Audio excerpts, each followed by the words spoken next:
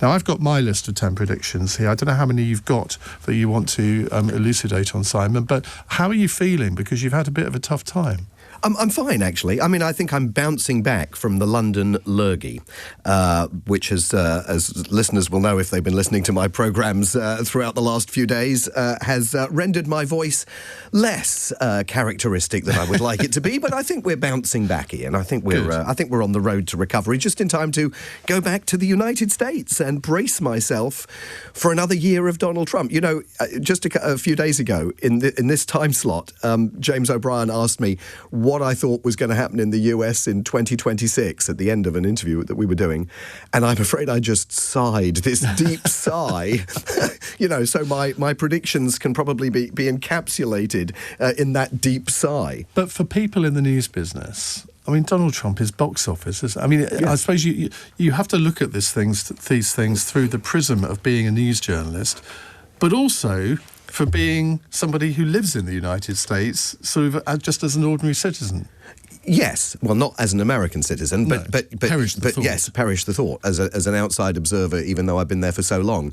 I mean, yes, it is definitely a challenge. I think there's no question about that. And there are moments when you do begin to question exactly what you're doing. I was sitting at home 3 weeks ago today, preparing my American Week for Tom's show that Friday afternoon, and realising that I was spending time trying to edit the bleep noise that we use to cover up profanity, so that I could cover up a word that the American president had used to describe countries that send migrants to the United States from Africa, and trying to fit exactly the right amount of bleep into the word so that you could certainly get a sense of what the word was while also discuss. And I'm sitting there thinking, really? Is this what it's come to? This is a peek into the life of Simon Mark. But on the other hand, there are obviously moments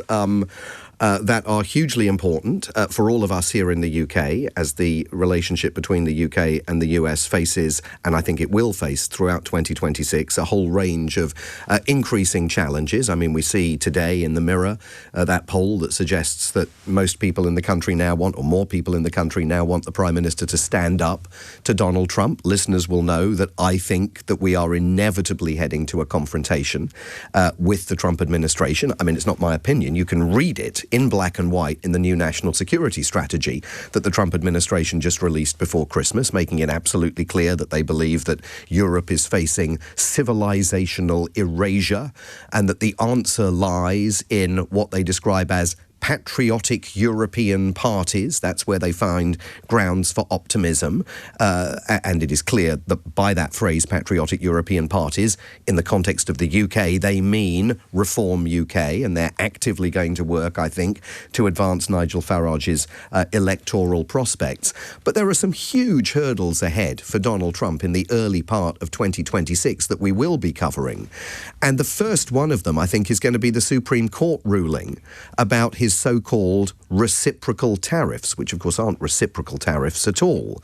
But there is every possibility that within the next few weeks, the Supreme Court is going to strike them down and is going to say that those tariffs that don't just lie at the heart of his trade and economic policy, they lie at the heart of his national security policy, are unconstitutional because he used emergency laws to invoke them, bypassing Congress, one of many moments throughout the last 12 months where he's basically ridden roughshod over the notion that Congress should have any role in governing the United States. It's highly likely, highly possible that the Supreme Court is going to strike those tariffs down, which would send him back to the drawing board and would also raise more questions here over what happens next in terms of negotiations for a US-UK trade deal, which are clearly stuck in the mire.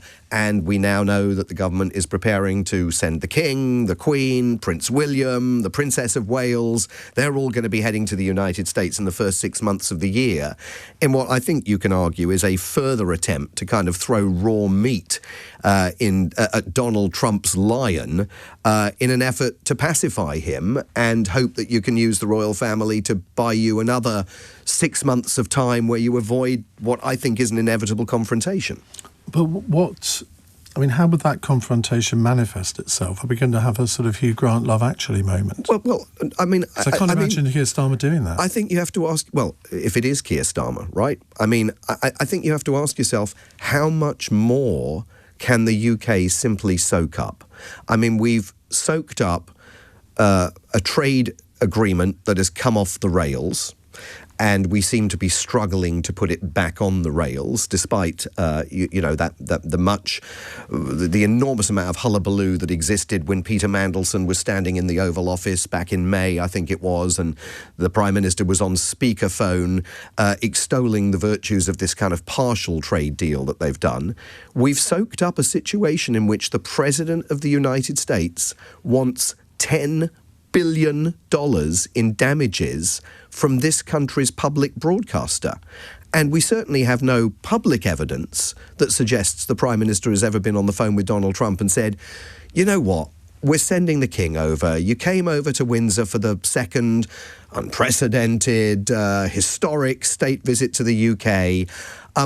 Honestly, do me a favour. The one, there's a red line, there are various red lines for me, but one of them is suing Britain's public broadcaster for $10 billion when, frankly, they've got a much stronger case to sue you for defamation than you have to sue them.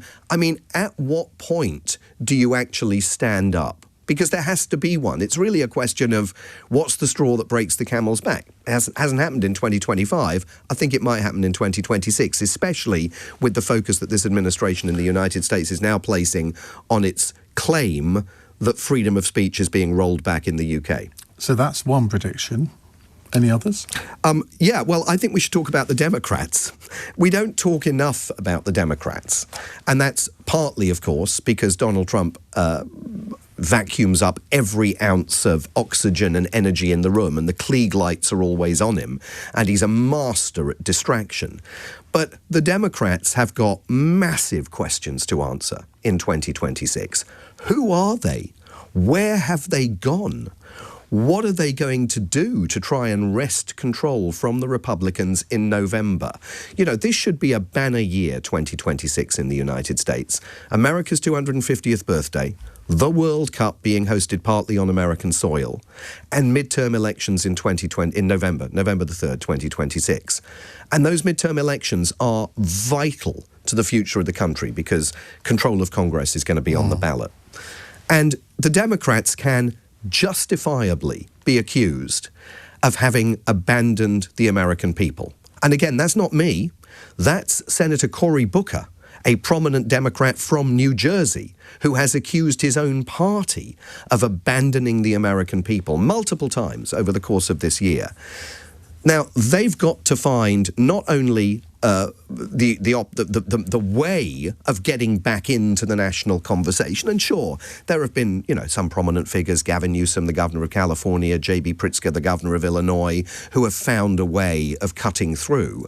But they've got to find a way of getting back into the conversation consistently. But before they do that, they have to decide who they are. Are they the party of Zohran Mamdani, who's about to be inaugurated as the next mayor of New York City? Democratic socialist, definitely to the left of the party. He's excited the grassroots who think that that's the future for the Democratic Party. Or are they the party of a much lesser-known figure, but arguably more important and certainly more powerful, the incoming senator in Virginia, Abigail Spanberger, a centrist Democrat who has literally said, verbally, actually said to the party, do not ever use the word socialist again when you're talking to the American people. Now, those two Democrats, both of whom triumphed in off-year elections this year, Spanberger in Virginia and Mamdani in New York, are complete polar opposites in terms of their beliefs for the future of the party, where they want it to go. And there has to be an internecine war that now takes place that decides which Democratic Party is putting itself out there in the midterms and then again in 2028. And I can't tell you the way that comes out, but I can tell you that that battle is going to be a vital thing for us to watch in the year ahead. And we also have to watch how the Democrats are going to find a way of explaining to the American people why they have abandoned the American people over the last year. Absolutely fascinating, Simon. Look, American politics, whatever side of it you're on, or if you're on no side, it's always interesting, and you bring it to life for us on LBC, and thank you very much. I'm actually coming to the States in April. I got given, Fantastic. I got given a Christmas present when I'm going to New York. Well, that's not far away. I've been bought tickets to go and see Chess music, which I have seen about a dozen times before. Maybe I'll pop up and see you. It's a new production. Lovely.